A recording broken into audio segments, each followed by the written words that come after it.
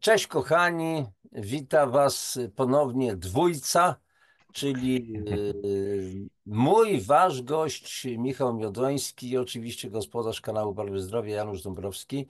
Witam Słuchajcie, serdecznie. mam sprawę do Michała, ponieważ on jest naprawdę bardzo dobrym takim terapeutą w pewnych dziedzinach. Pomaga zresztą wielu ludziom. Pod tą audycją będziecie mieli Ale linki do... Janusz, wiesz co, ja bym tu może sprecyzował konkretnie, nie? Dawaj, dawaj, dawaj. Ja to jestem w branży budowlanej specjalistą głównie i to specjalizuję się w sufitach przede wszystkim. Robię tak, Aha. żeby mieć równo pod sufitem. No, to mi się bardzo podoba. To znaczy, ja jestem pewnym też, znaczy po Politechnice konstruktorem maszyn rolniczych, tak prawdę mówiąc, więc z kolei zależy mi na skonstruowaniu o tej przestrzeni też około 25 centymetrów między uszami, Tak, ale myślę, że myślimy bardzo podobnie i o to nam samo chodzi. I posłuchajcie, dokładnie. ponieważ Michała już znacie, mniej więcej z audycji, które żeśmy robili poprzednio, już mamy chyba 5 audycji za sobą, to będzie chyba szósta, jak dobrze pamiętam. Więc ja tak No, korciło mnie przez dłuższy czas, żeby porozmawiać z Michałem na temat kondycji ludzkości. Straszliwie to poważnie zabrzmiało, bardzo filozoficznie. Pod jakim względem o kondycji ludzkości? W zasadzie o kondycji każdego z nas, bo słuchajcie, no żyjemy w społeczeństwach, mniejszych, większych. Rodzina to też jest pewna społeczność. Później mamy sąsiadów, później mamy na przykład dzielnicę, później mamy osiedle, większe, mniejsze wieś, miasto, później mamy cały naród, a później mamy całą kulę ziemską, no i tych narodowości, te społeczeństwa są i tak dalej, i tak dalej. I takie mam wrażenie ostatnio, od pewnego czasu, sądzę, że wy również, nasi goście, że z tą całą ludzkością to się dzieje coś dziwnego, bo zwłaszcza w społeczeństwach tych wysoko rozwiniętych, które mają prawie wszystko do dyspozycji, czyli ich potrzeby są zaspokajane, rozwija się służba zdrowia, usługi, zachodzimy do sklepu, wszyscy mają pod ręką wszystko, co potrzeba. Ostatnio czytałem artykuł o amerykańskich żołnierzach w Jasionce koło Rzeszowa, no potężny hub militarny. I tam akurat no, ludzie zarabiają akurat na obecności Amerykanów i Amerykanie mówią, że Jezu, jaki fantastyczny kraj. Wychodzę na ulicę wieczorem, w nocy i jestem bezpieczny. U nas w Stanach mało kto może wyjść na ulicę wieczorem, w zasadzie się nie wychodzi. Do sklepu zachodzę, mam wszystko, co mi potrzeba. Karmią tak, jak my chcemy. Nawet te burgery amerykańskie produkują im tam, wytwarzają. Wszystkie nasze potrzeby są zaspokojone. I tutaj taki przydługi wstęp pozwolisz, Michałku, i nasi oglądający, nasi gości pozwolicie na to, że wrócę, znaczy przypomnę tak zwaną piramidę potrzeb Maslowa. Abraham Maslow, amerykański psychoterapeuta, zresztą pochodzenia żydowskiego, rosyjskiego i tak dalej, mniejsza z tym. I ta piramida Maslowa, na której ja się też uczyłem kiedyś, że taka występuje, a więc na samym dole podstawowe potrzeby fizjologiczne, jak sen, jedzenie, oczywiście potrzeby fizjologiczne, no te typowe, trzeba zrobić siusiu, kubkę i tak dalej, a się trzeba się najeść i mieć co do picia. Dopiero później ewentualnie coś rośnie, a więc mamy potrzebę bezpieczeństwa, o którym mówił ten Amerykanin. A więc wyobraźmy sobie na przykład obóz koncentracyjny, przepraszam, to jest straszne porównanie, metafora, ale na początku ci więźniowie chcą tylko przeżyć. Kwestia bezpieczeństwa, oni wiedzą, że nie są bezpieczni, bo są SS-mani, strażnicy na wieżach wartowniczych mogą strzelać i tak dalej. Ale dobrze, my jesteśmy w innym społeczeństwie, mamy co jeść, mamy co pić i tak dalej, ale później jest kwestia bezpieczeństwa, bo są dzikie zwierzęta. Mieszkamy na przykład w pieczarze, tak? I musimy jakieś zagrody robić. Może nauczyliśmy się strzelać, konstruować łuki, dzidy, jakieś oszczepy, ale później jest z kolei przynależność, bo ja jako jednostka powinienem do kogoś, do jakiejś grupy przynależeć. Aha, mam swoją rodzinę i rodzina ma się trzymać razem, nawet jak się będziemy kłócić między sobą. Później jest ewentualnie szczep, być może, albo społeczność wiejska. Później z kolei, no jeżeli już żyjemy w tej społeczności, to wielu z nas, no dobrze, ale ja jestem ważny. Ja tu zabiłem ostatnio dzika, nakarmiłem całą wieś, powiedzmy, to mięso zostało podzielone, czyli należy mi się szacunek, uznanie, ale później, jak już tak nam fajnie jest, to chcemy po prostu się samorealizować, a więc rozwój osobisty, rozwój duchowy i tak dalej. Więc to jest piramida Maslowa. Od tej najszerszej podstawy i to się zawęża aż do tego ostatniego punktu. Michał, mam takie wrażenie, że im nam lepiej, tym jest nam gorzej. Bo jeżeli wszystkie nasze potrzeby są zaspokajane, to my się rozleniwiamy jak tłuste koty i mi przypomina się, ja uprzedzałem cię, że będę mówił o takim eksperymencie Johna B. Calhouna. John B. Calhoun, eksperyment, który toczył się od 1968 roku do 1972 roku. Eksperyment na myszach, ale tutaj nie będę zdradzał do końca tajemnicy, ty ewentualnie uzupełnisz, na czym to polegało.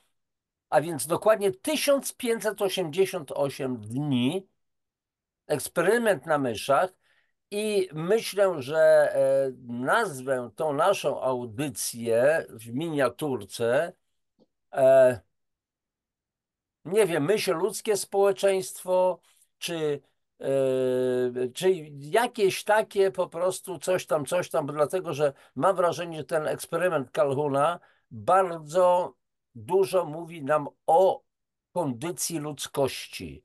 Więc dobrze, Michałek, to tyle z mojej strony na razie. Zrobiłem przydługi wstęp. Eksperyment Calhouna, piramida potrzeb Maslowa, ale ja wiem, że ta piramida już w dużej części jest nieaktualna, tak prawdę mówiąc, chyba że wyprowadzić mnie z błędu. Michał, powiedz mi, to znaczy to był eksperyment Calhouna zwany myślą utopią. Powiedz mi, na czym to w ogóle polegało, jak my oczywiście na pewno to znasz, bo przecież no, nie sposób nie znać tego, jeżeli ustawiasz nam wszystkim, żeby nam wszystko było równo pod sufitem, to musisz tą myślą utopię, ten eksperyment znać. Tak, zgadza się, znam jak najbardziej. I to jest bardzo fajny eksperyment, który pokazuje, co się działo ze społecznością myszy w momencie, kiedy one miały zaspokojone, można by powiedzieć, wszystkie potrzeby zgodnie z tą hierarchią Maslowa, czyli wszystko, co tylko mogły mieć, chciały mieć, miały. Przede wszystkim te bezpieczeństwo. Nic im nie groziło, bo były w odizolowanym środowisku, miały wszystkie zabawki, wszystkie tam rzeczy, które mogą tylko chcieć, miały pod dostatkiem jedzenia, picia, wszystkiego miały tam całe mnóstwo. I, i koniec końców ten dobrobyt doprowadził te myszy do wyginięcia po prostu, bo im było za dobrze. Tak się kiedyś mówiło, nie wiem czy u ciebie też, Janusz, ale ja tak słyszałem, żeby ci od nadmiaru dobroci dupy nie rozerwało. Znasz takie? Tak, no, w innej troszeczkę postaci, ale znam to, tak. U No nas się to właśnie. mówi na Podlasiu, dlatego że tu jest mieszanka narodowościowa, Białorusini, trochę Ukraińców, Polacy generalnie to się mówi prawosławni i katolicy, ale to jest taka umowny taki, a więc z żyru sabaka biesica, czyli jak za dużo, w dosłownym tłumaczeniu, jak za dużo tłuszczu, to pies dostaje kuku na muniu, czyli odbija mu. Mhm. Tak, palma mu odbija. Czyli inaczej, odnosząc się do ludzi, no, jak masz, jak ma się za dobrze, to nam się po prostu coś odbija. Tak, i ja właśnie uważam, że piramida potrzeb Maslowa bardzo fajnie pokazuje, w jaki sposób my staramy się do czegoś dążyć, co koniec końców, jeżeli rzeczywiście postępujemy zgodnie z tymi tutaj zasadami bezpośrednio, doprowadza nas do samounicestwienia. Dodam jeszcze tylko, że tamten aspekt rozwoju osobistego został dodany dopiero po jakimś dłuższym czasie studiowania, kiedy Mhm. się okazało, że czegoś brakuje. Mhm. I ja opieram się w swojej pracy na innych potrzebach ludzkich, i to akurat jeden z trenerów tych, no, można powiedzieć, prekursorów rozwoju osobistego, Anthony Robbins, opracował. Słynny I Anthony Robbins. Mhm. tak, i właśnie na jego pracy tutaj opieram się i pokazuję, jak to działa, jak to funkcjonuje w praktyce. I rzeczywiście, jeśli chodzi o mysią utopię, to te myszy miały wszystko. One nie mogły narzekać, miały dokładnie wszyściutko, czego potrzebowały, i to doprowadziło do ich degradacji. Tam się pojawiła niechęć do seksu w ogóle, brak potrzeby rozmnażania się i budowania zachowań, które prowadzą do rozmnażania się. Pojawiło się, co też jest ciekawe, bardzo dużo zachowań homoseksualnych, które wcześniej były tylko i wyłącznie wyjątkami. Natomiast tam zaczęły się one w pewnym momencie pojawiać masowo, dlatego nawet jeżeli była chęć na seks, to ona była pomiędzy tymi samymi płciami, w związku z tym nie było możliwości stworzenia potomstwa. No i koniec końców rzeczywiście te całe społeczeństwo myszy już nie było w stanie się dalej rozmnażać i funkcjonować, dlatego że było im tak dobrze, że każdy chciał sobie żyć spokojnie, a nie męczyć się z dzieciakami, że tak powiem. Mhm. Natomiast to, co proponuje Anthony Robbins, jest zupełnie inne, działa w inny sposób. I ja bym tutaj to zrobił na innej zasadzie. Ja nie będę bezpośrednio opowiadał o tym, jak to opracował Anthony Robbins, tylko ja zapytam Ciebie, Janusz, jak Ty się realizujesz w życiu? Powiedz mi tak, dobra, ja od razu zaznaczam w trzech zdaniach, bo wiem, że Ty tworzysz zdania wielokrotnie złożone. W trzech zdaniach opowiedz mi o swoim życiu. Oho. Zaraz, ale zaraz, kto tu ma kogo przepytywać, że tak powiem? To ja z tobą robię wywiad. Ja sprawdzam tylko Twój sufit teraz. Aha, dobrze. Okej, posłuchajcie. No, tak prawdę mówiąc, odpowiedź nie jest prosta i chyba dla każdego nie byłaby prosta. Dlaczego? Dlatego, że są w okresu, w naszym życiu różne okresy, tak? Tylko tu i teraz mnie interesuje. Dobrze, To, tu co i robisz teraz. teraz, to jak do tego doszedłeś, mnie w tej chwili nie interesuje w ogóle. W tej Dobrze, chwili no jest więc istotne tu kilka i takich teraz. słów. Jestem emerytem, a jednocześnie prowadzę firmę, spółkę z o.o. Cały czas jestem czynny. Od wielu lat to robiłem, nawet jak byłem budżetowcem, to zawsze coś robiłem, prowadziłem własną działalność gospodarczą. Teraz pytanie, dlaczego? Oczywiście, po pierwsze, mam kilka takich priorytetów. Pierwszy priorytet, ja mam taką ideę fix, po prostu od 25 paru lat no, zdobywam wiedzę prozdrowotną i, i mój taki jakby, taka właśnie idea fix to się dzielenie z ludźmi. Daje mi to ogromną radość. Ja uwielbiam na przykład robić wykłady, prelekcje, jeździć, mieć kontakt z ludźmi. Druga sprawa to oczywiście sprawa tak zwana commercial, czyli money, bo oczywiście z tego żyjemy na planecie materii. Ja tak przy okazji usprawiedliwiam się, bo jak tą zarobiono pieniądze, to zdarzają się tego typu jakieś uwarunkowania. Rozwija się duchowo, a chce brać kasę za własne książki albo za prelekcje. No, pomijam tutaj poziom tego myślenia. Jeszcze raz powtarzam, żyjemy na planecie materii, mamy się rozwijać duchowo, ale jednocześnie żyjemy na planecie, powtórzę po raz trzeci, materii. A więc pieniądz jest takim wyróżnikiem tego wymiany energetycznej. A więc z czegoś trzeba żyć. Nikt mi, powiedzmy, masełka, czy kawy, czy herbaty w sklepie nie da za darmo. Jeżeli tak już będzie, to będzie ok. Więc daje mi to możliwość. Dlaczego? Dlatego, że sprzedaję własne książki, albo ewentualnie robię prelekcje, albo Jedno za zdanie darmo. jeszcze. Słucham? Jeszcze jedno zdanie ci zostało. Och, dobrze. I o co chodzi? Generalnie to mi daje zadowolenie, bo jeżeli są te dwa aspekty spełnione, czyli czuję wewnętrzną taką fajną potrzebę dawania ludziom i przy okazji zarabiam pieniądze, to jestem w dużej mierze zadowolony sam z siebie, bo mogę się w związku z tym i dzielić z innymi. Nie tylko wiedzą, ale pieniędzmi, wspomagam w różny sposób różnych ludzi i tak dalej, i tak dalej. Nie wiem, Super. czy to cię, że tak powiem, zadowoli. No, nie wiedziałem, o co będziesz mnie pytał przecież, ale Ale jak... to o to chodzi, żebyś nie wiedział i Mhm. fakt jest taki, że my się znamy nie od dziś Tak. i ja wiem o tobie dużo różnych rzeczy i tych z przeszłości, i tych z teraźniejszości. Co jest istotne, to jest to, co jest rzeczywiście teraz, bo ty użyłeś tutaj stwierdzenia takiego, że się czujesz spełniony. I do tego będziemy zmierzać, ja zaraz wyjaśnię dlaczego. To znaczy, nie Ej, powiem, że do końca, uprzedzę. W pewnych Oczywiście, granicach, powiedzmy oczywiście, 60 może procent, bo to nie jest jeszcze oczywiście. to, do czego dążę. Jeszcze mam parę marzeń, planów, które chciałbym zrealizować. I ja tutaj już powiem tak, jeżeli te plany, te twoje marzenia, jeżeli ty do tego dojdziesz i to zrealizujesz, to poprzestaniesz na tym? Nie, No właśnie. nie. No właśnie, dlatego tutaj nie ma potrzeby tłumaczenia, że to jeszcze nie jest w 100%, bo nigdy nie będzie. No tak. Ale co jest istotne, to powiedziałeś tak, jestem emerytem, czyli masz emeryturę. Masz jakiś tam poziom stabilizacji swojej i czujesz się, można powiedzieć, życiowo, finansowo bezpiecznie, tak? No, trudno to powiedzieć tak do końca. Ja jestem Aczkolwiek, emerytem nauczycielskim.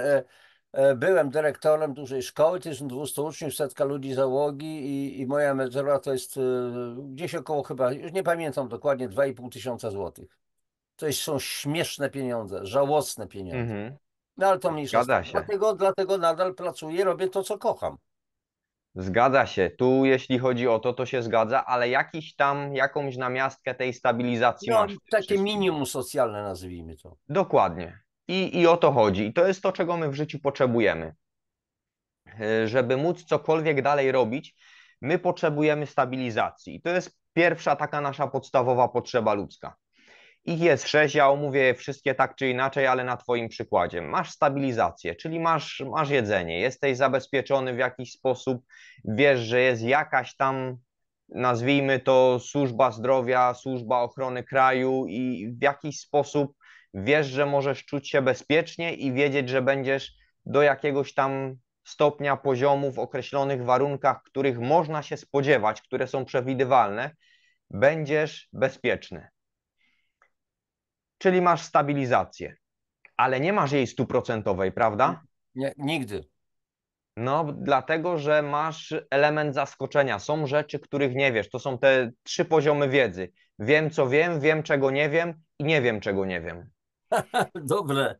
Bardzo Także dobre. jest twoja świadomość na tyle wysoka, że wiesz, że są rzeczy, których w ogóle nie wiesz i których nie możesz przewidzieć.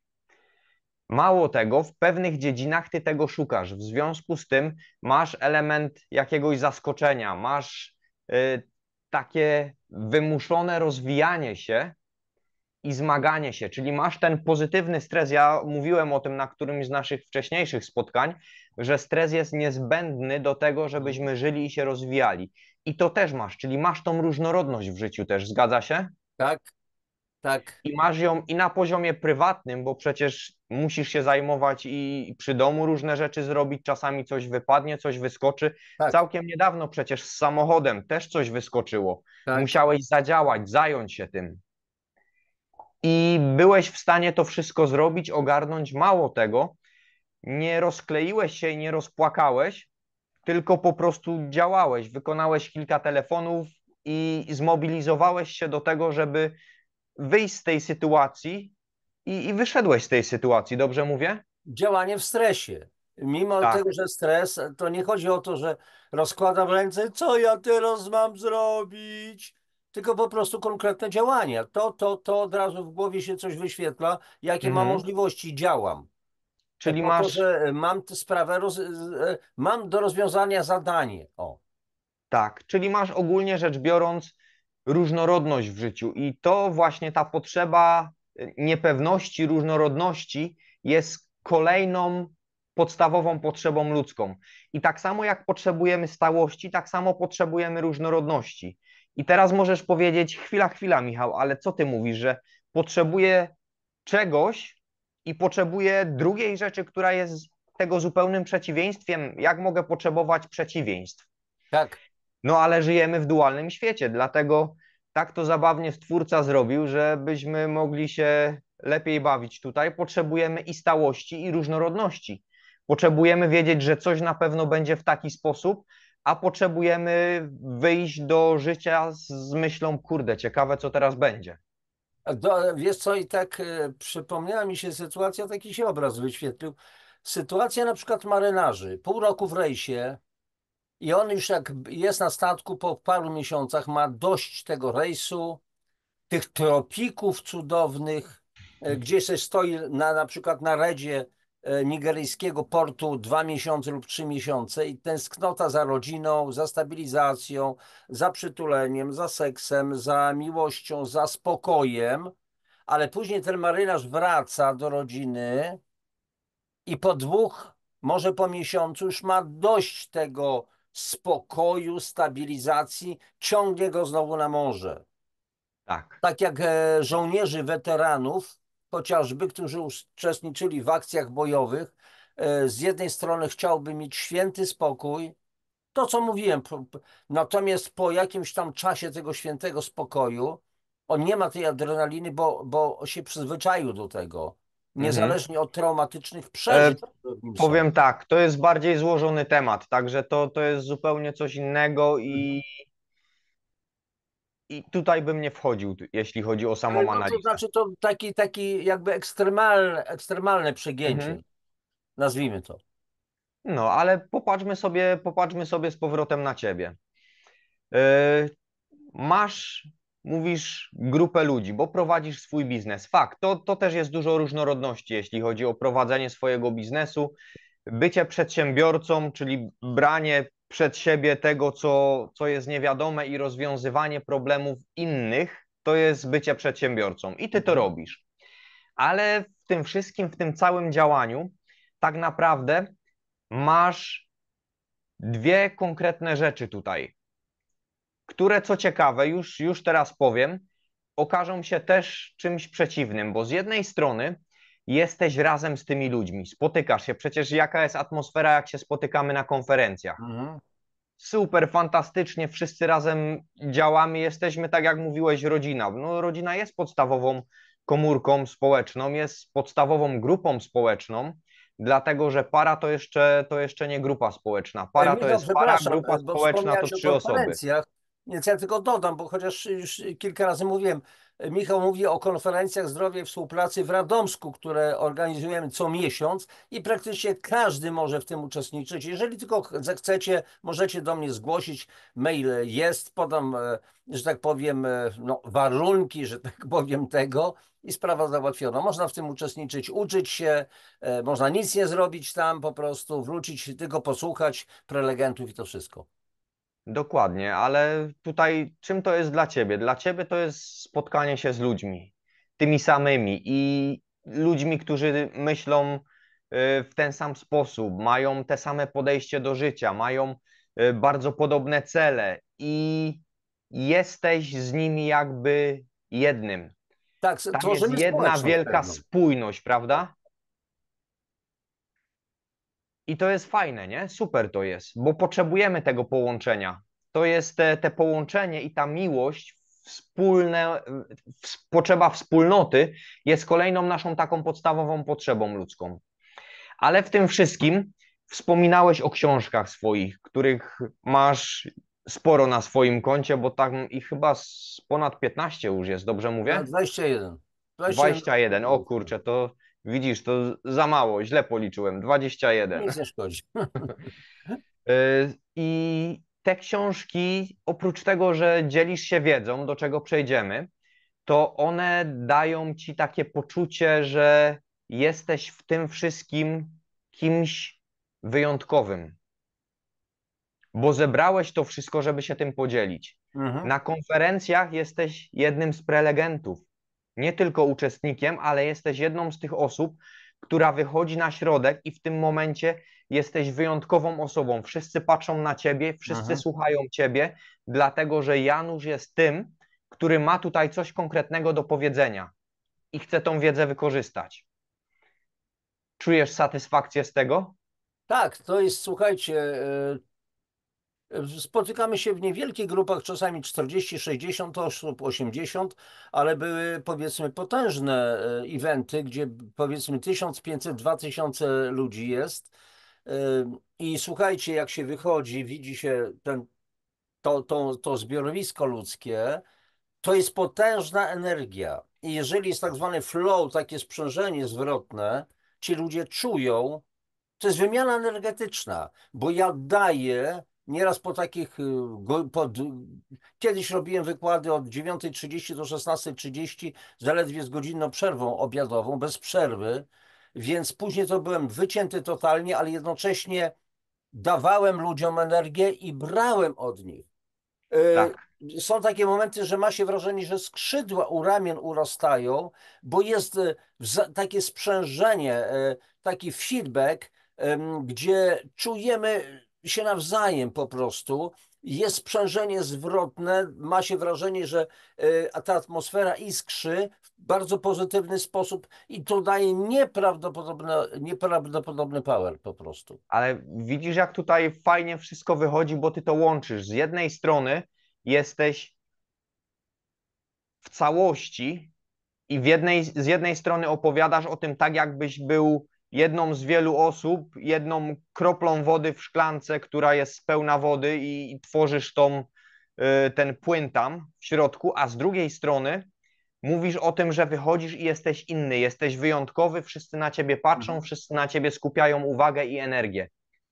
I to są też dwa przeciwieństwa. Jak można być jednością i jednostką w tym samym czasie? A to są dwie nasze potrzeby. Potrzebujemy być jednością i potrzebujemy być jednostką, Tak. która jest wyjątkowa, która jest zauważana, która jest doceniana za swoją wyjątkowość i my tego potrzebujemy. I to są kolejne dwie podstawowe potrzeby ludzkie, które w tym momencie są w sprzeczności. I wróćmy tak do tej myśli utopii. One wszystkie miały, czyli miały pełno stabilizacji, a nie miały różnorodności. Mhm. Miały na tyle jedności tam, w związku z tym, że każdy był z każdym i wszyscy mieli dostęp do tego samego i była taka równość, że każdy zapragnął być jedyny i wyjątkowy, tak wyjątkowy, że nawet nie chciał mieć dzieci.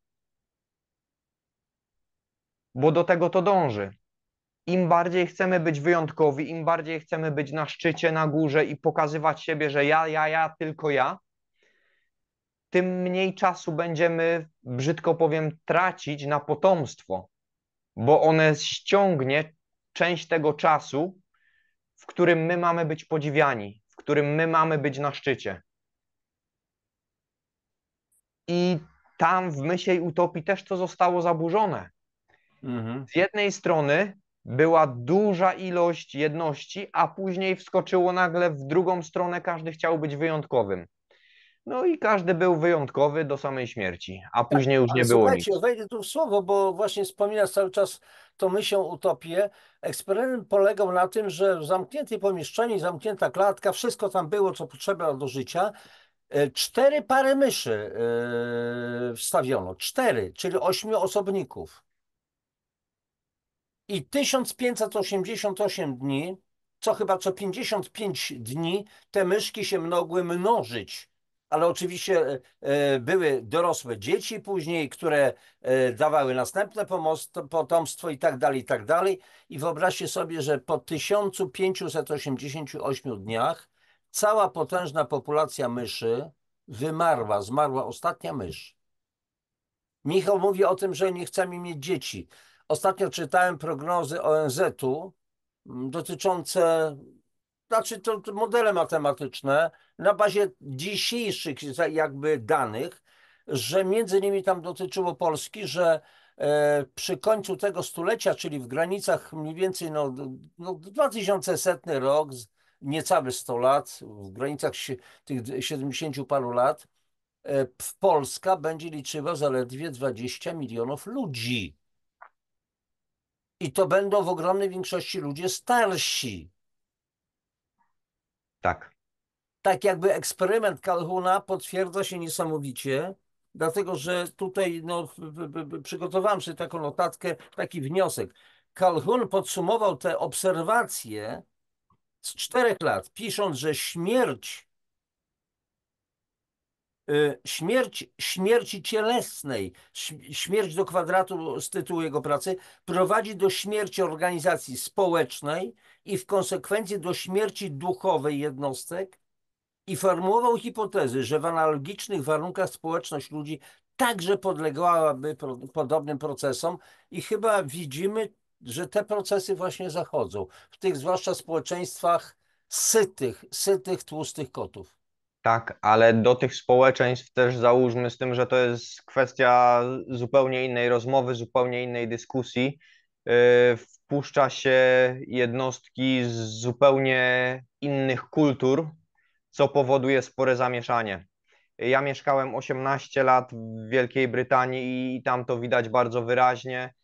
W Polsce tego nie ma. Polska jest dość jednorodna w tym Aha. wszystkim. A w Wielkiej Brytanii niby współczynnik urodzeń, bo tutaj o tym mówisz, jest wyższy niż w Polsce, aczkolwiek gdyby wziąć pod uwagę współczynnik urodzeń rodowitych Brytyjczyków, białych Aha. rodowitych Brytyjczyków, to on jest zdecydowanie niższy niż w Polsce. Tam chyba ostatnio, jak oglądałem jakieś statystyki, a to było kilka miesięcy temu, to on już był 0,98. Mhm. Czyli Czyli przyjezdni, Pakistańczycy, Hindusi, Nigeryjczycy i tak dalej, no nie? Czyli tak, imigranci.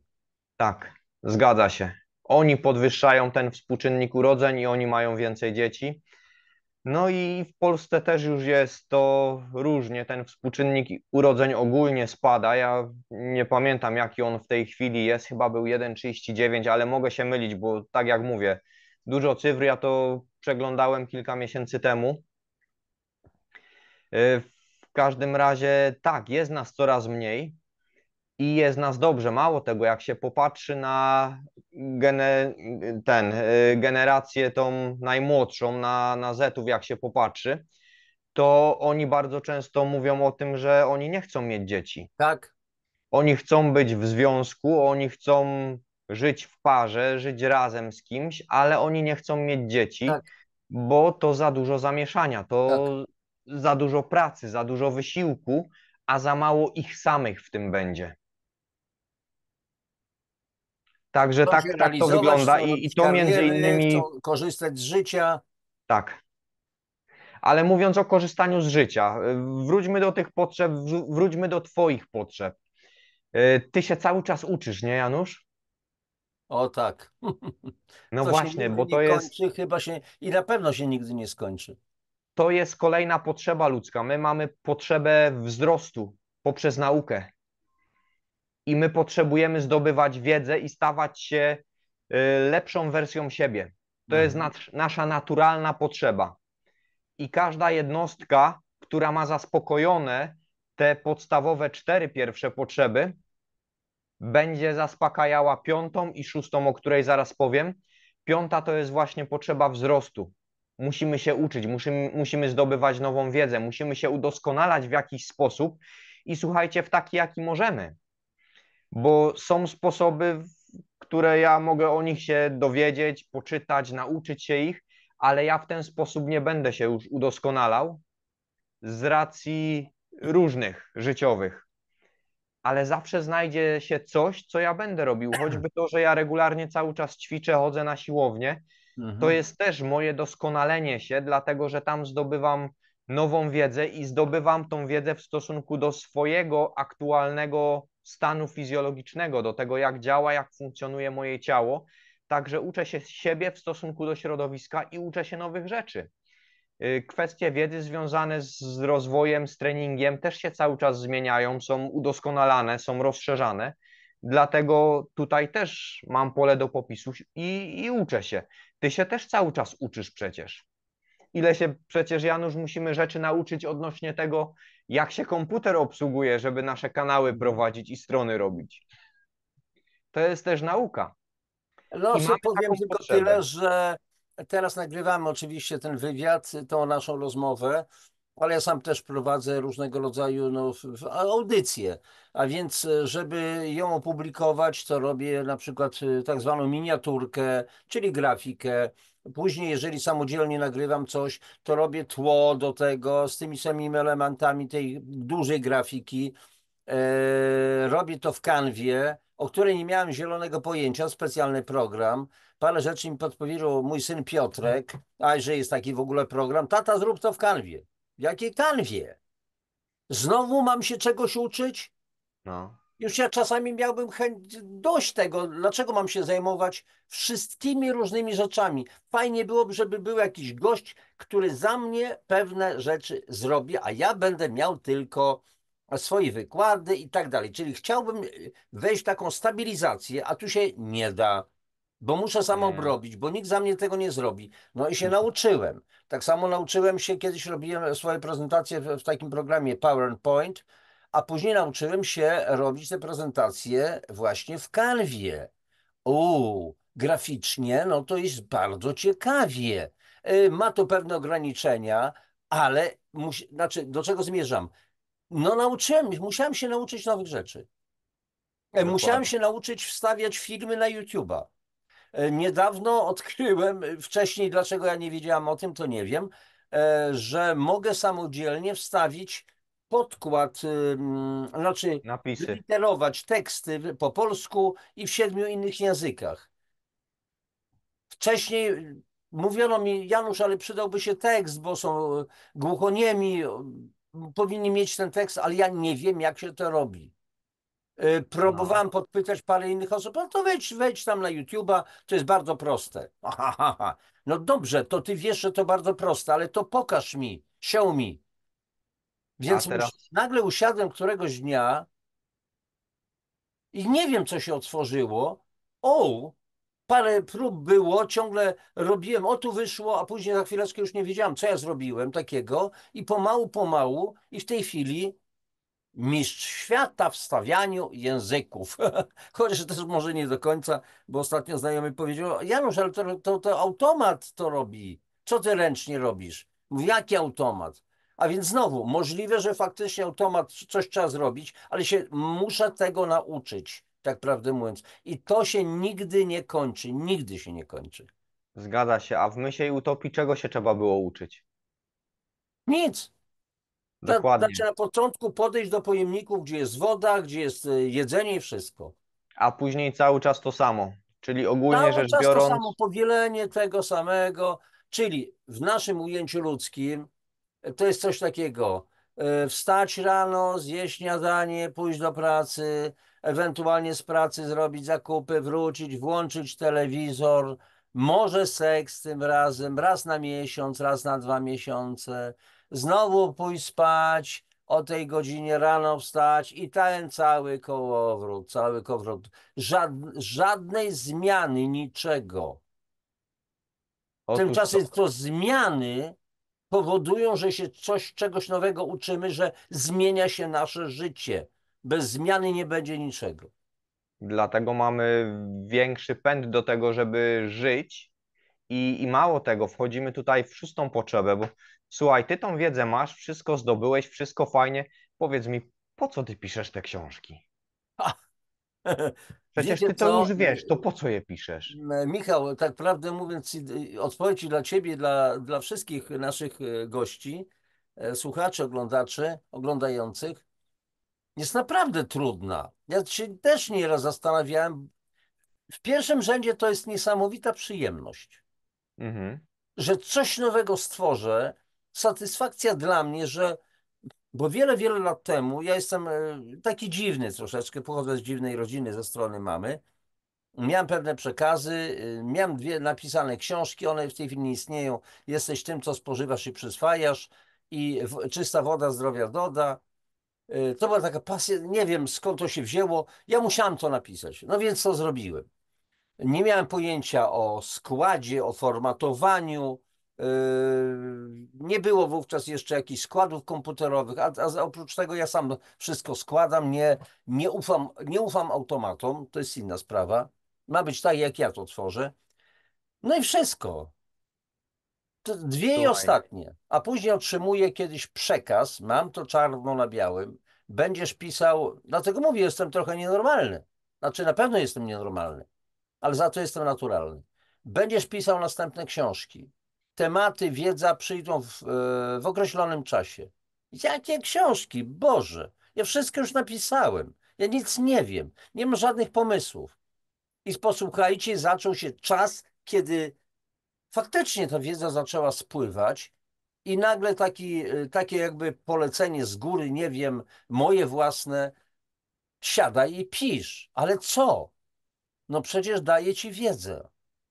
I tak powstawało 21 książek. Ja czasami patrzę na te rozłożone moje książki, na przykład tam, gdzie no, jeżdżę na nasze konferencje zdrowia, na stole leży tych 20 tytułów i ja się zastanawiam, ale jak ja to zrobiłem? To, to jest nieprawdopodobne. Naprawdę nie, czasami nie wiem, jak ja to zrobiłem. Ale to wszystko były podpowiedzi. Ale teraz wracam do rzeczy. To daje niesamowitą satysfakcję. bo Dlaczego? to jest Dla nasza mnie samego, potrzeba. bo ja to zrobiłem, uznanie dla samego siebie, dałem radę to zrobić. Tu nie chodzi o zadzieranie nosa, och, jaki wspaniały autorytet, tylko że jasny gwint, wpadł pomysł, ja to zrobiłem, dałem radę. To tak jak z ćwiczeniami fizycznymi, treningami. Kiedyś uczestniczyłem w treningach karate. Pozdrawiam ewentualnie szczególnie słuchaczy oglądających Zełku, gdzie mieszkałem wiele, wiele lat i tam byłem dyrektorem dużej szkoły i tam akurat zaczęła się moja przygoda z Kyokushin Karate, a miałem prawie 40 lat, jak zaczynałem i to jest wchodzisz na trening, nie wytrzymasz i później wiedziałem, że to jest bardzo ciężkie, no nie wytrzymasz, ale jak już wszedłeś, to robisz, ale później wychodzisz po 2 godzinach, zmęczony, spływający potem, ale satysfakcja, dałem radę to wszystko wytrzymać, jejku, to było niesamowite. Nawet jak zaczęły się treningowe walki, to te po prostu ciosy, uderzenia. Ja dawałem swoje ciało moim przyjaciołom, kolegom z dojo do treningu. Oni mi dawali swoje ciała, żebym ja po prostu uczył się tego na ich ciałach. Uderzyć, przyjąć cios, zadać ten cios i tak dalej. Niesamowite. Możecie powiedzieć, że wariactwo, masochizm jakiś i sadyzm, układy sadomaso, ale dawało to niesamowitą satysfakcję, że ja dałem radę to zrobić, że dałem radę wyszukać te nazwiska. Czasami, słuchajcie, jakieś było nazwisko, inicjały imion, a ja powiedziałem sobie, nie, muszę znać całe imiona, muszę znaleźć fotografię tych ludzi, tych naukowców różnych. Słuchajcie, czasami to były całe miesiące, że już nie dałem rady, zostawiałem to w diabły z przeproszeniem.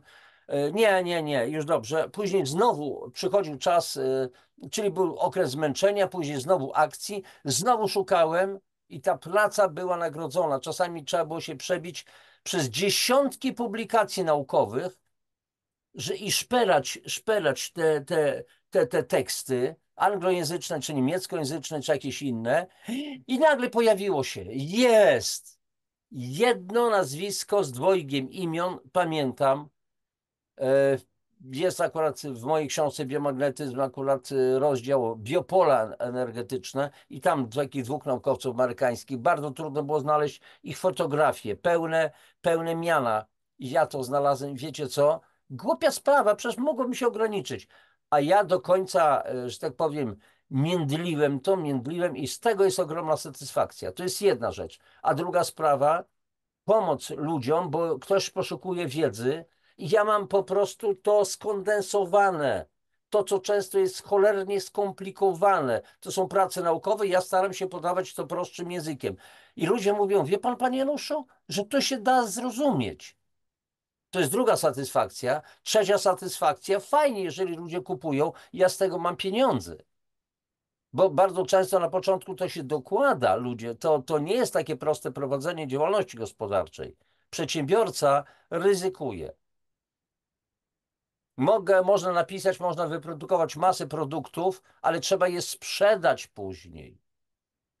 I były Tak. okresy, że książki leżały na półkach zamrożonych w detalu 70-80 tysięcy złotych na przykład. I nie ma zamówień, a rachunki trzeba płacić. Dla drukarni VAT, Urząd Skarbowy nie będzie wnikał, czy mi coś poszło, czy nie poszło. Trzeba swoje po prostu płacić, a więc jest to ryzyko. No tylko tyle mógłbym powiedzieć. I aż tyle. Rozgadałem się. Znaczy, ja powiem tak, ja powiem tutaj, że jeśli chodzi o potrzeby ludzkie same, to nawet jeżeli nie jesteśmy tego w pełni świadomi sami, my jako my, to rzeczy, które tworzymy, typu książki na przykład, to są rzeczy, które zostają po nas, jak nas zabraknie. Tak. I to jest ta szósta potrzeba ludzka, stworzenie czegoś ponadczasowego. Jeżeli tworzymy to za życia i świadomie budujemy coś, co wiemy, że wpływa nie tylko na nas i naszych najbliższych, ale może wpłynąć na ludzi, których kompletnie nie znamy Tak, na i całą może w ludzkość jakiś dosłownie. sposób zmienić biegi historii świata, dlatego że robimy coś ponadczasowego, żeby nie tylko na moim podwórku było fajnie, tylko żeby cała ludzkość poszła w lepszą stronę, to nam daje satysfakcję. To jest ta satysfakcja, o której ty mówiłeś. I to jest ta szósta potrzeba ludzka. Hmm. Także ogólnie rzecz biorąc, można podsumować to w taki sposób. Jest sobie Janusz. No i ten Janusz jest już na emeryturze. Ma jakąś tam podstawową stabilizację, czyli przetrwać może, z głodu nie umrze, Mhm. prądu mu nie odłączą. Ale ten Janusz ma też jakąś różnorodność, bo koło tego domu musi coś zrobić Mhm. i ogarnąć. Ja mam ogród, sam zbudowałem folię, robiłem Dobra. podmurówkę betonową, sam Mhm. nikt mi nie pomógł, konstrukcję całą drewnianą, bardzo To jest wysoką, bo to. no. Ale tu już mówisz o czymś innym. Tu już w tym momencie opowiadasz o tym, bo chcesz być wyjątkowy.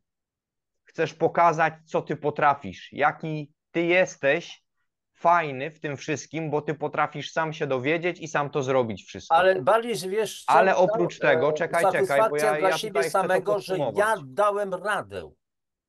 Dobra, ale daj mi podsumować, proszę. Dobrze.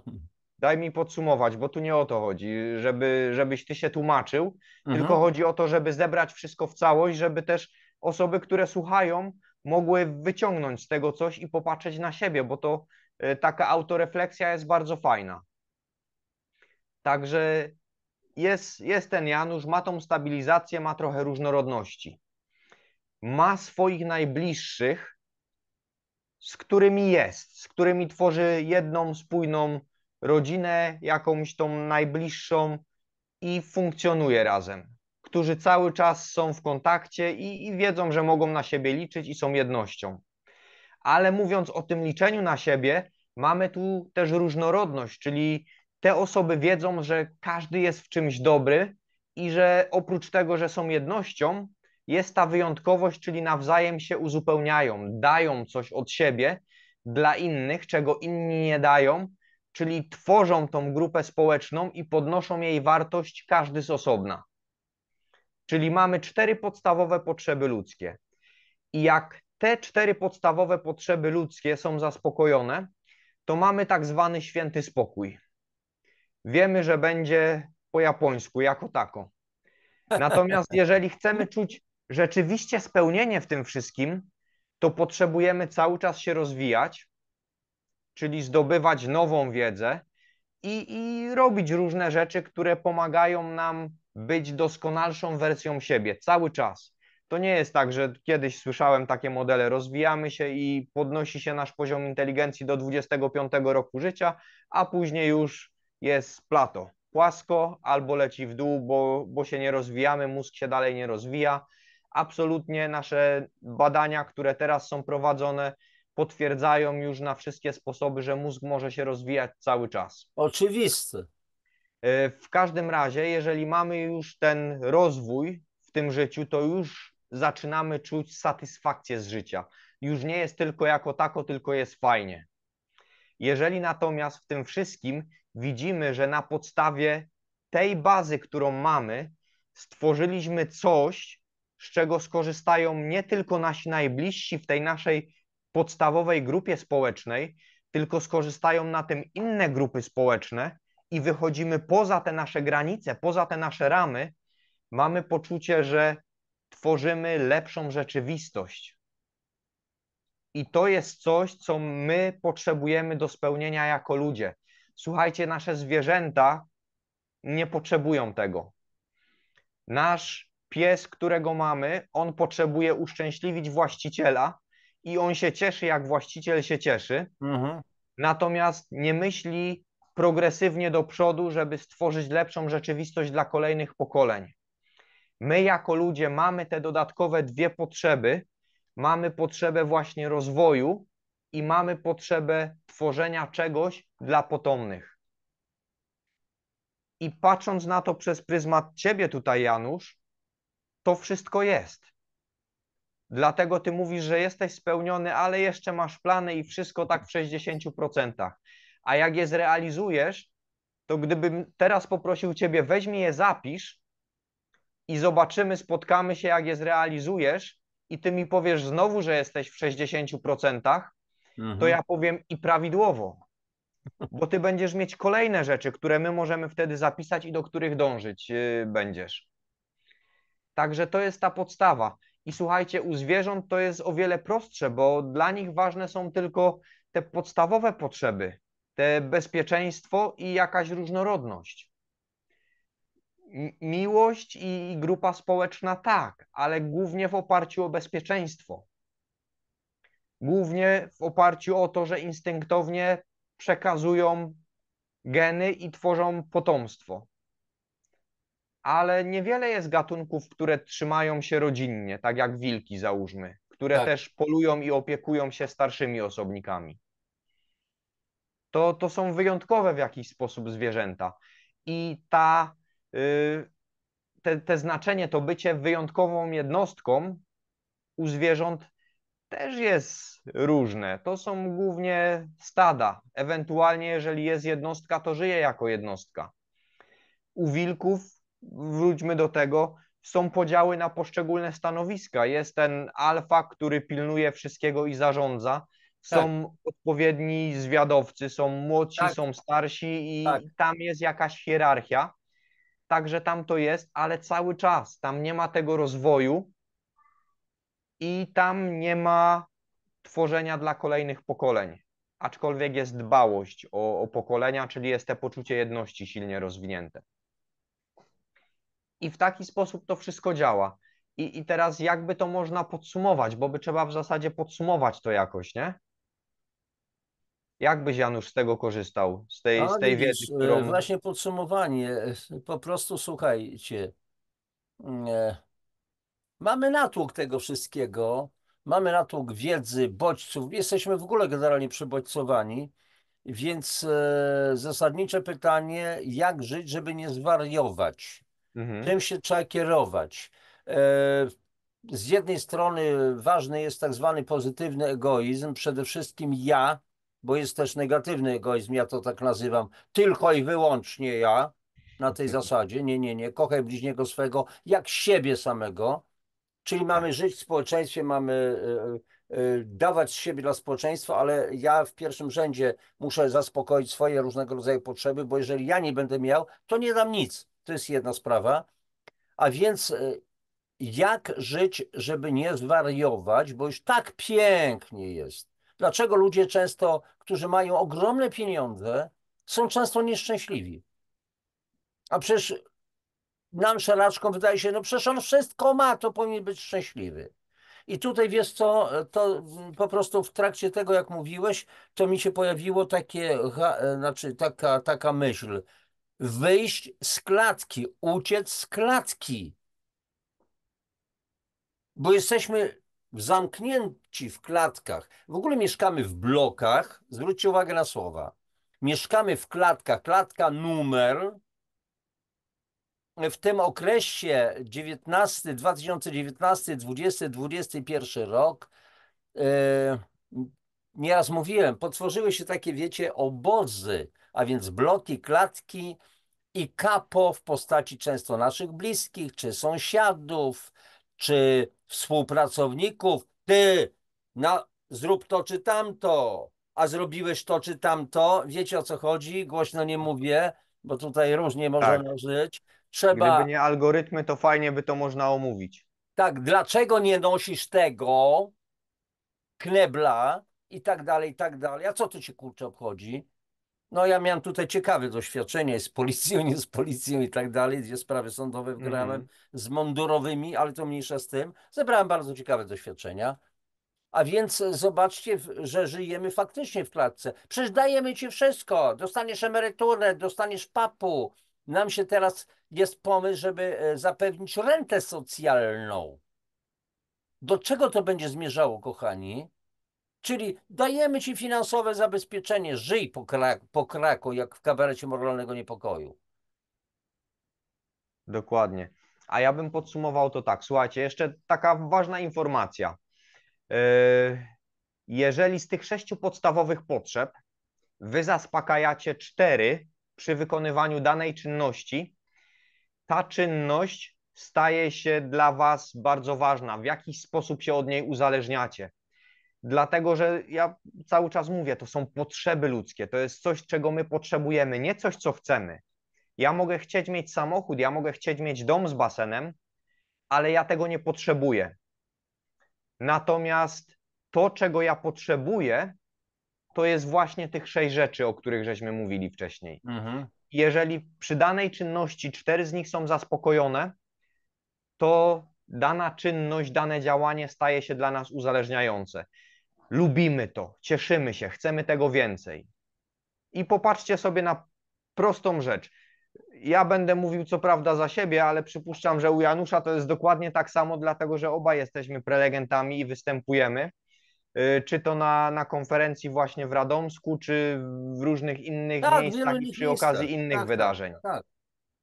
Po pierwsze, mam stabilizację, bo mam pewność, ja wychodzę, występuję, wiem co robię, wiem jak robię, mam to zaplanowane i wiem co się będzie działo. Ale mam też różnorodność, bo zwykle jest tak, że mam zupełnie różną publikę przy każdym jednym wystąpieniu. Mhm. I różne osoby na różny sposób reagują. Jeżeli są mniejsze grupy, to zwykle jest jakaś forma interakcji i te interakcje też są różne. Pytania też mogą być różne. Ja bardzo Tak. często odpowiadam na pytania w trakcie szkoleń różnych i konferencji swoich. Także mam z jednej strony stabilizację, taką pewność, stałość, wiem co będzie, a z drugiej strony mam ten element zaskoczenia, bo nie wiem z kim, z czym będę miał do czynienia w trakcie. Kolejna sprawa, mam z całą pewnością moment, w którym jestem wybitną jednostką, bo ja tam jestem na środku, wszyscy przychodzą do mnie. Mhm. Ale zwykle, słuchajcie, jest tak, że na tych spotkaniach moich są osoby typowo zainteresowane tematem, o którym ja będę mówił. Czyli jest element jedności. Ja mogę odnieść się Tak. do tego, słuchajcie, wiecie jak to jest i podaję swój przykład osobisty i widzę jak ludzie kiwają głową. Mhm. I ja mam poczucie tylko, kurde, fajnie, ja jestem jednym z nich. Jak fantastycznie, ja mówię do swoich. My jesteśmy jak jedna wielka rodzina pod kątem naszego sposobu myślenia, naszego mindsetu. To jest fantastyczne. I słuchajcie, mam 4 rzeczy zaspokojone. Nauka. Uczyłem się wcześniej do wykładu, także to jest inna kwestia. Bym powiedział, kwestią nauki jest to, że ktoś zada mi pytanie, na które ja nie znam odpowiedzi i zdarzy się sytuacja, na którą nie wiem jak zareagować, dlatego ja w oparciu o swoje doświadczenie muszę wymyślić taką odpowiedź, żeby dobrze to wyszło. O, tak to powiem. I mam element nauki. Ale nie aż tak bardzo. Bym powiedział tutaj, jeśli chodzi o wystąpienia publiczne, zdobywam kolejne doświadczenia, ale nie uczę się czegoś nowego. Natomiast jeśli chodzi o budowanie czegoś poza sobą i przekazywanie wiedzy, która zmienia świat na lepsze, to tutaj praktycznie mam w pełni to zaspokojone, bo ludzie przychodzą na ten wykład, słuchają mnie i zadają pytania, dlatego że oni chcą zainteresowani, oni chcą Tak. zgłębić temat, oni chcą wiedzieć więcej i oni chcą rozwinąć się i zmienić swoje życie i życie swoich bliższych na lepsze. Jak ja mam wielki wpływ w tym momencie na to, że to się dzieje. Także ja mam tutaj w pełni zaspokojonych 5 z 6 podstawowych potrzeb ludzkich, a jak powiedziałem, wystarczą 4 do tego, żeby czuć satysfakcję z działania, Mhm. żeby czuć zadowolenie. Ja mam 5. I w tym momencie ja powiem tak, popatrzcie sobie, przesłuchajcie sobie może film jeszcze raz i wynotujcie, jak te potrzeby podstawowe po kolei działają, czym one są, z czym są związane. I teraz zastanówcie się, dobra, chodzę do tej pracy, nie lubię jej, ale jakie ja mam korzyści z tego? Dobra, mam stabilizację, mam, no bo wiem, co tam będę robić. Nie lubię tego, ale wiem, co będę robić i wiem, że dostanę wypłatę. Czyli mam stabilizację. Czy mam różnorodność? Kurde, nie wiadomo kiedy, z czym mi szef wypali, także nie lubię tego, no ale jednak różnorodność mam. Poza tym może być, załóżmy tak, że jest duża rotacja, co chwilę ktoś nowy przychodzi, trzeba im tłumaczyć, mówić, to też jest różnorodność. Czyli jednak mimo wszystko coś tam się dzieje. Czy mam poczucie jedności w tej grupie społecznej? No kurde, jesteśmy wszyscy, mówię o pracy, której się nie lubi, jesteśmy wszyscy w tej samej gnojówce, Tak. siedzimy w niej po uszy, a badania psychologiczne bardzo fajnie pokazują, że nic tak nie łączy ludzi jak trudności. Czyli Właśnie. budujemy grupę społeczną i możemy sobie razem ponarzekać. Czyli jest jakieś połączenie i poczucie, że jesteśmy w tym wszyscy razem. Czy czuję się wyjątkowy? No, w takim przypadku zwykle nie. Czy uczę się czegoś? No, kurde, nie uczę się za bardzo. Czy mam dodatkowo poczucie, że tworzę coś dla ludzkości i zmieniam świat na lepsze? Tak. Prawdopodobnie tego nie będzie. Czyli słuchajcie, od biedy mamy 3. Od biedy mamy 3, na dobrą sprawę mamy 2, bo tak naprawdę silnie czujemy na pewno w takiej pracy, której nie lubimy, stałość, bo nam to zapewnia jakiś byt i to na pewno i czujemy jedność z ludźmi, którzy też w tej pracy siedzą i też by się chcieli z niej wyrwać i są, bo muszą. Także tak na dobrą sprawę mamy 2, ewentualnie 3 podstawowe potrzeby ludzkie zapewnione. Nie ma się co dziwić, że my nie lubimy tej pracy, bo potrzebujemy 4, żeby coś czuć, ale wystarczy, słuchajcie, że będziemy mieli poczucie, kurde, nie lubię tego i w ogóle, ale jednak zmieniam coś i te moje działania sprawiają, że ileś tysięcy ludzi żyje lepiej dzięki temu. I już zaczynamy się tym podbudowywać i już zaczynamy się czuć lepiej. Michałku, a mógłbym to pewną jedną rzecz tutaj, do pewnej rzeczy nawiązać, do tej niekochanej pracy. Bo Dawaj. miałem takie doświadczenie, mam nadzieję, że krótko to powiem. Byłem już na emeryturze, różnie zmieniałem miejscowości, zamieszkania. Zacząłem pracować jako taki najmita, każdy z nas jest najmitą, w Realu w Warszawie. Potężny oczywiście hipermarket. No i miałem tam odpowiadać za układanie towaru na dziale biurowym, czyli zeszyty, wycinanki, bloki i tak dalej, i tak dalej. Przychodzili klienci, oczywiście szperali, rozwalali, część na ziemi, na podłodze to leżało i no ja jestem silnym emocjonistą, więc ja miałem ochotę czasami chwycić takiego klienta i po prostu go zrobić z nim porządek. Chłopie, kurde, tu jest porządek, co ty wyprawiasz? Zrób porządek po sobie, zostaw. Tak, byłem uczony przez całe lata w mojej rodzinie i tak dalej. No jestem takim zamordystą pod tym względem.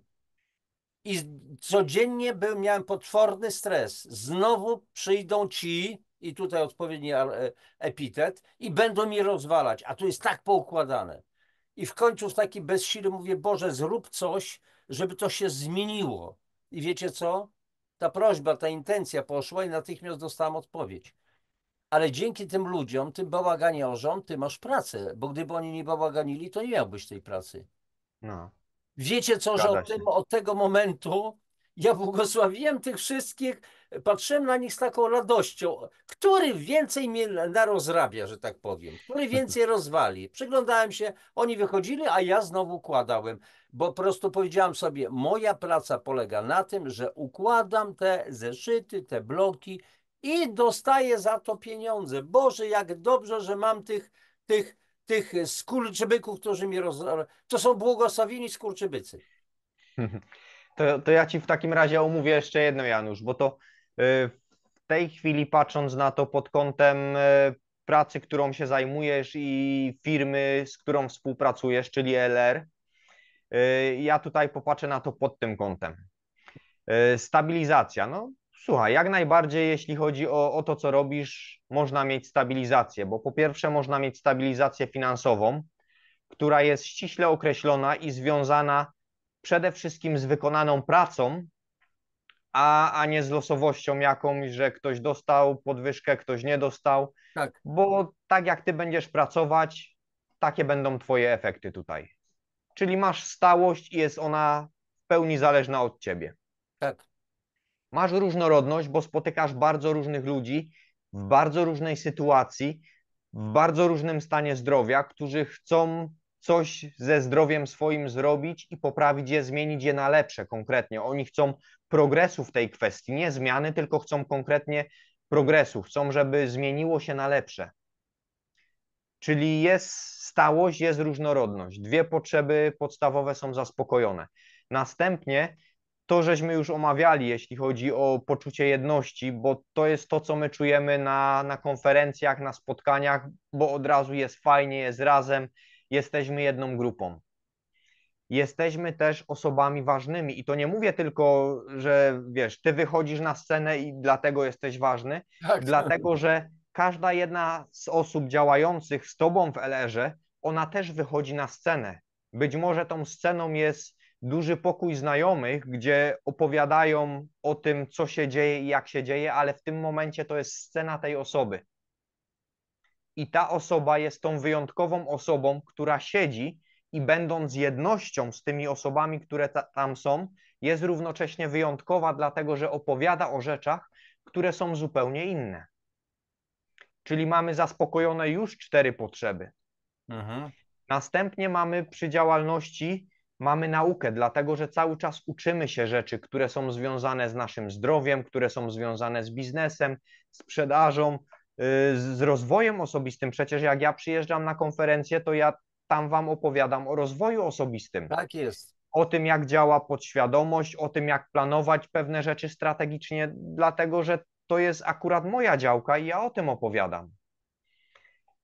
I jeśli chodzi o to już mamy 5. I jeśli chodzi o tworzenie czegoś dla ludzkości, dla potomnych, przecież słuchaj, tu zmienia się życie każdej jednej osoby, z którą ty rozmawiasz.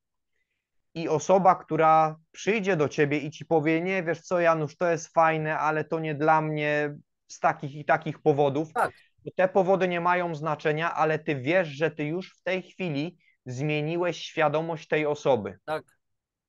I mało tego, ja wam powiem z doświadczenia swojego, bo to tak jest z wychowaniem dzieci. Dzieci robią nie to, co im mówimy, tylko to, co my robimy. Mało tego, ludzie Oczywiste. bardzo często też robią nie to, co im mówimy, tylko to, co robimy. I w związku z tym, że my robimy to i my im opowiadamy, co myśmy brali, co nam się zmieniło, oni nas słuchają, biorą te wszystkie rady i jakby na to nie patrzeć, no nie są w stanie wejść w działalność, wprowadzić, zaangażować się, ale oni zmienią jedną albo dwie rzeczy w swoim życiu, bo myśmy im opowiedzieli, że myśmy zrobili coś takiego i to nam fajnie pomogło. Tak, Oni choćby zaczną spożywać więcej płynów, pić więcej wody tak. czystej. Ja chciałem, wyciągnąłeś mi to z ust, bo chciałem powiedzieć, pij wodę. To już Tak. będzie dobry krok. I to jest taka jedna podstawowa rzecz i my rozmawiamy z dorosłymi, ale jak oni to zaczną robić, to ich dzieci też to będą robić. I tak Normalne. naprawdę wszystkie te osoby, do których myśmy przyszli z pełną prezentacją i które nam powiedziały, fajne, ale dzięki, ja nie będę tego robić, te osoby i tak zrobią coś, dużo mniej, ale zrobią coś, co zmieni ich życie, a to wpłynie na życie ich dzieci. Dlatego, że ja się osobiście zainteresowałem zdrowiem tylko i wyłącznie dlatego, że moi rodzice pozwolili kiedyś, żeby ktoś przyszedł i im opowiedział o zdrowiu, o diecie, o suplementach. Tak. I ja jako małe dziecko zaskoczyłem od razu. Znaczy małe dziecko, ja tam już chyba byłem nastolatkiem i ja już w tym czasie i medytacji miałem trochę ogarniętej i diety ogólnie jako tako też, ale o suplementach nic nie wiedziałem i ja zaskoczyłem szybko. I rodzice moi zaskoczyli i ja zaskoczyłem. Mhm. I czy ja się tym zajmuję? Nie. Ja się nie zajmuję tym, co ty. Ja nie rozprowadzam suplementów w tej chwili jakoś zawodowo. Ja się No zajmuję inna sprawa, prowadzeniem że ja też szkoleń nie firmy. rozprowadzam, w sensie ja nie mam własnego sklepu, ja nie sprzedaję, Tak, po tak. prostu pomagam ludziom ewentualnie wejść do systemu, dzięki któremu samodzielnie będą się zaopatrywali, no nie? Mając przy okazji opiekę kogoś, kto już ma w tej kwestii większe doświadczenie, Tak, i tu czyli liczy ciebie w tym się w tej naszej momencie. działalności opieka przede wszystkim nad tymi, którzy chcą skorzystać. Doświadczenie, wiedza, poprowadzenie, praktyka i to właśnie też dajemy ludziom, bo to Mhm. nie odbywa się tylko dobra, gdzieś tam sobie coś zamów i tak dalej. Nie, nie, nie, to tak, tak to nie działa.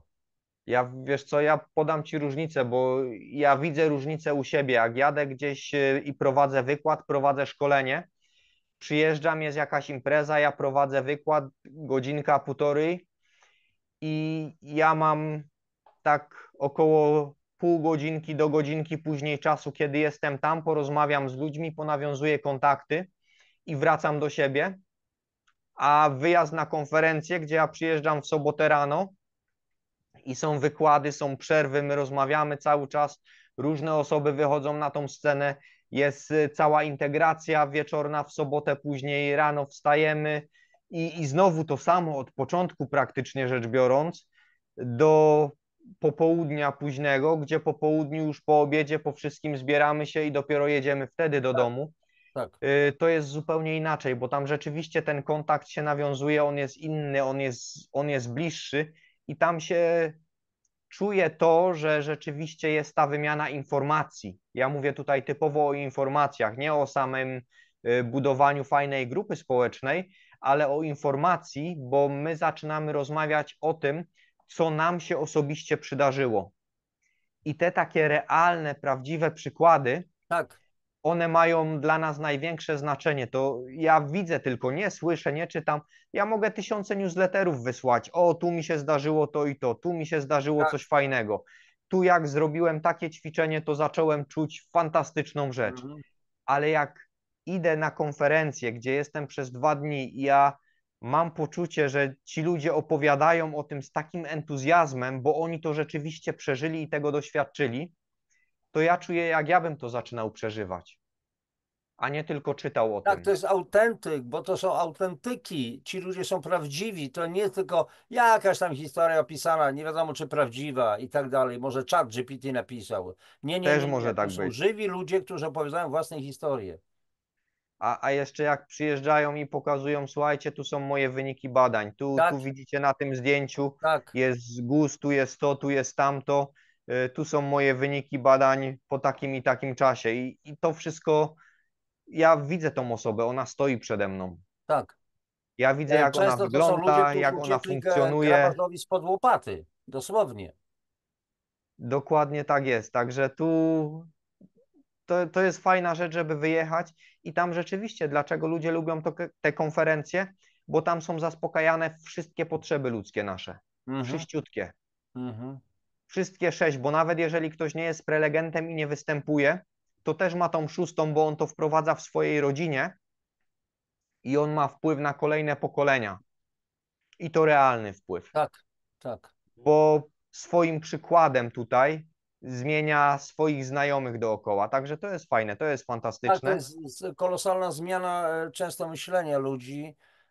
Zresztą miałem też takie przykłady, wiele takich przykładów, że ktoś tam powiedzmy przyjeżdża akurat czy do Radomska na konferencję zdrowia, czy wcześniej jeszcze powiedzmy, gdzie robiłem w Zegrzu, w Zawierciu, w Falentach, w wielu miejscowościach w Polsce prowadziłem wykłady. i ktoś przyjeżdżał taki, wiecie, taki bardzo nieufny i tak dalej, mówi, wie pan co, pan mnie przekonał. Ale ja mówię, ale ja nie zamierzam nikogo przekonywać, niech każdy po prostu myśli sobie jak chce, ja ewentualnie mogę dać informację. Natomiast co pan z tym zrobi, to już pana sprawa. Ale wie pan co, ale pan mówił, ci ludzie, których zobaczyłem, doszedłem do wniosku, że to jest bardzo autentyczne, prawdziwe, że ja powinienem to samo zacząć robić po prostu, bo mam już problemy. Ja mówię, dobrze, jeżeli jest pana taka decyzja, to fajnie, że ja mówię, mam w tym momencie, w ogóle dziękuję za tego typu wypowiedzi, bo mówię, daje pan mi też taki fajny biofeedback, że to, co robię, jest skuteczne, że coś fajnego zrobiłem, spowodowałem zmianę u kogoś, tak?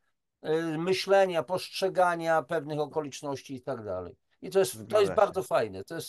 Tego się nie da kupić za żadne pieniądze.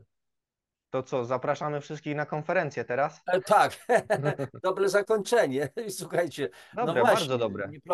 nie planowałem tego, a Michał to wyłowił, bo już, oj, Ja też tego nie planowałem. Ja sporo wiesz jak to czasu, jest. Ja półtorej naszych godziny rozmów nie praktycznie. planuję. Najdłuższa audycja, tak prawdę mówiąc. Słuchajcie, jeszcze raz w takim razie powtórzę. Co miesiąc mamy konferencję zdrowia i współpracy w Radomsku. Przyjeżdżają różni ludzie. Przyjeżdżają ludzie, terapeuci z różnych dziedzin. Rinaldo Batkiewicz, na przykład specjalista oddychania, rewelacyjny gość. Przyjeżdża nieraz Michał właśnie tu obecny, od którego można się wiele nauczyć. Przyjeżdża Anna Zagórska, biotechnolog, biolog ze swoimi wykładami. Przyjeżdża doktor nauk medycznych Marta Woźniak. Przyjeżdża Aleksandra Molendowska, farmaceutka, która zakochała się w tym, co robimy, w takiej specjalnej właśnie kuracji kompleksowy program zdrowia. Nie sposób wymienić wszystkich. Przyjeżdża na przykład pani Urszula Malinga z Łodzi, która też kapitalne wykłady robi i robi badania biorezonansowe. Można się przebadać przy okazji za naprawdę symboliczne pieniądze. Przyjeżdżają inni ludzie, którzy mówią o magnetostymulacji chociażby, o mikrokrążeniu.